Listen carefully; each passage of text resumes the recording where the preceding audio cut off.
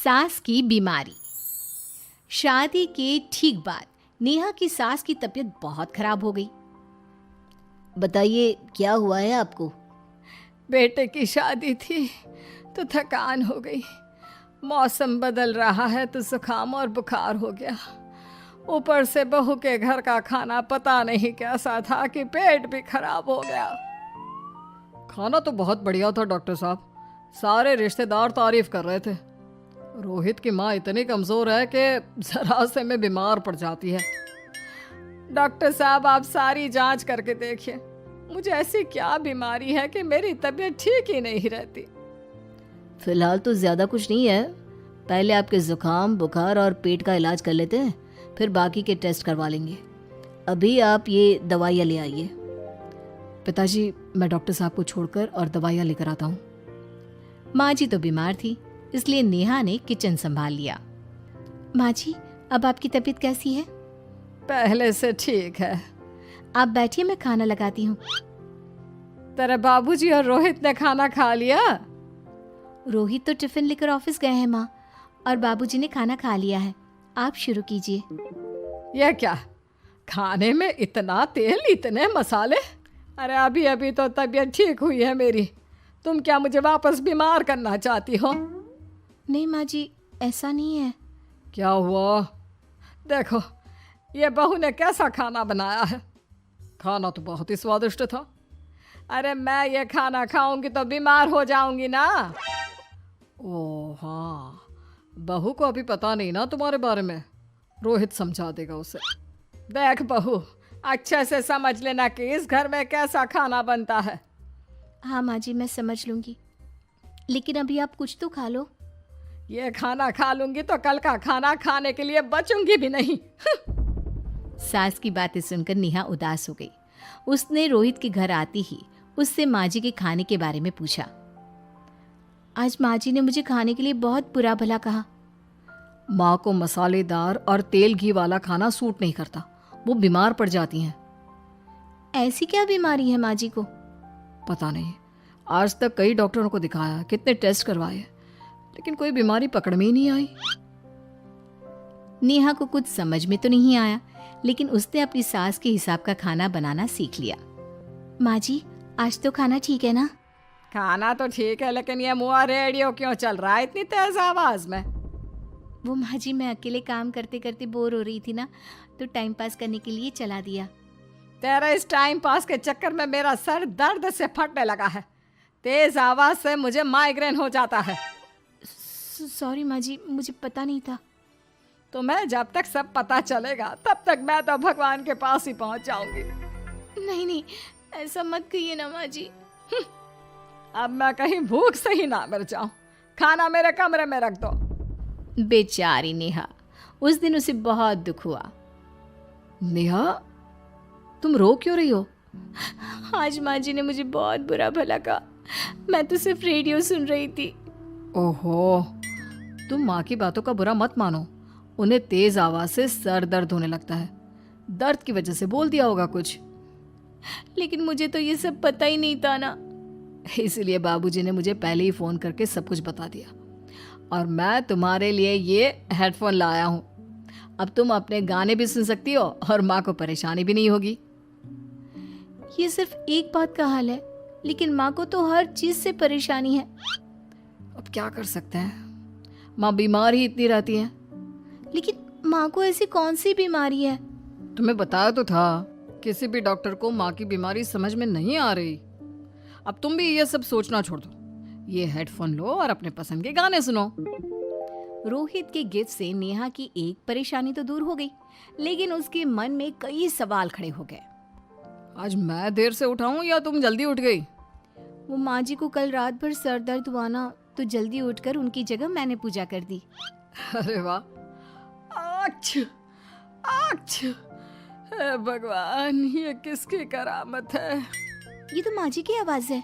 चलो चल के देखते हैं। क्या हुआ माँ? अच्छा, यह घर में गुलाब कौन लाया?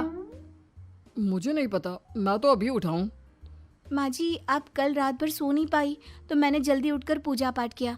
घर में फूल नहीं थे ना, तो मैं बाजार से गुलाब के फूल ले आई। नेहा, माँ को गुलाब के फूल की एलर्जी है। अब मुझे ये कैसे पता होगा? अच्छा, तुझे कुछ पता नहीं तो तू वही काम क्यों करती है जिससे मेरी तबीयत खराब हो जाए? रोहित के बाबूजी, ये बहू मेरी जान लेना चाहती है। माँ जी, मुझे ऐसा करके क्या मिलेगा? वो तो तुझे ही पता, लेकिन कुछ तो है। रोहित की माँ, बस करो। बेचारी बहू को कुछ पता ही नहीं है, बस इसलिए उससे गलती हो जाती है। जाओ तुम कमरे में। बहू, तुम रोहित की माँ का बुरा मत मानो। वो अपनी बीमारियों से इतनी परेशान है कि उल्टा सीधा बोल देती है। नहीं नहीं बाबूजी, मुझे बुरा नहीं लग रहा, मुझे चिंता हो रही है माँ जी की बीमारी की। ये बताइए कि माँ जी को ऐसी प्रॉब्लम्स कब से होने लगी? शादी के 6-7 महीने बाद से। बाबूजी, तब घर का माहौल कैसा था? अरे भरा पूरा परिवार था। मेरे बाबूजी, माँ, काका, काकी, मेरे दोनों बड़े भाई, दोनों भाभियाँ, दोनों के 2-2 बच्चे हैं, एक छोटा भाई और एक बहन। सब साथ रहते थे। इतना बड़ा परिवार? हाँ, मैं जब 10 साल का हुआ ना, तब पापा का ट्रांसफर यहाँ हुआ। उसके पहले तक तो हमारी जॉइंट फैमिली ही थी। और माँ जी किस चीज से बीमार पड़ जाती हैं? जब तेज गर्मी हो, ठंड हो या ज्यादा बरसात हो जाए।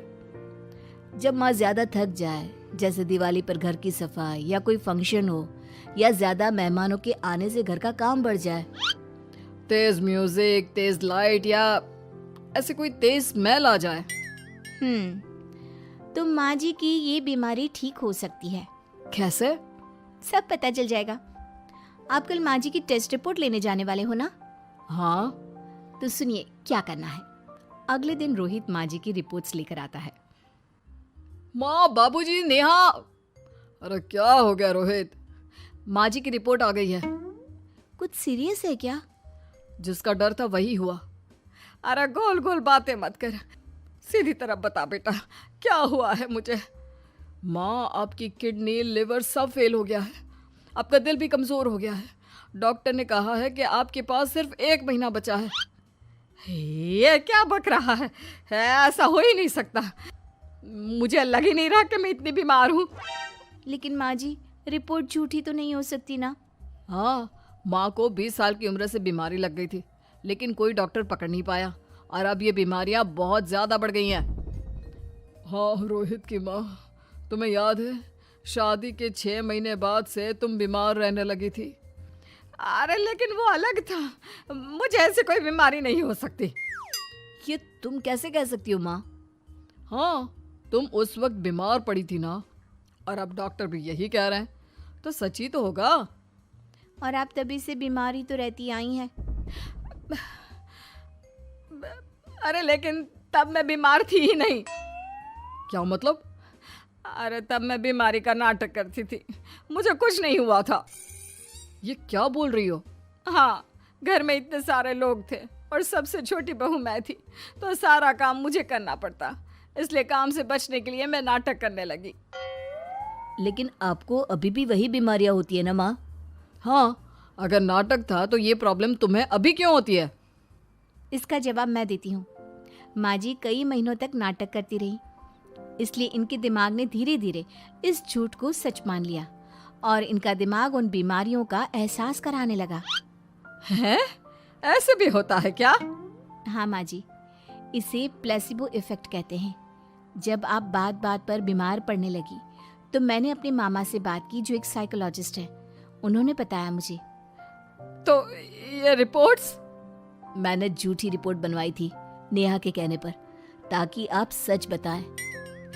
यानी मुझे कुछ नहीं हुआ? नहीं माँ जी, और आपकी इस प्रॉब्लम का भी सोल्यूशन है।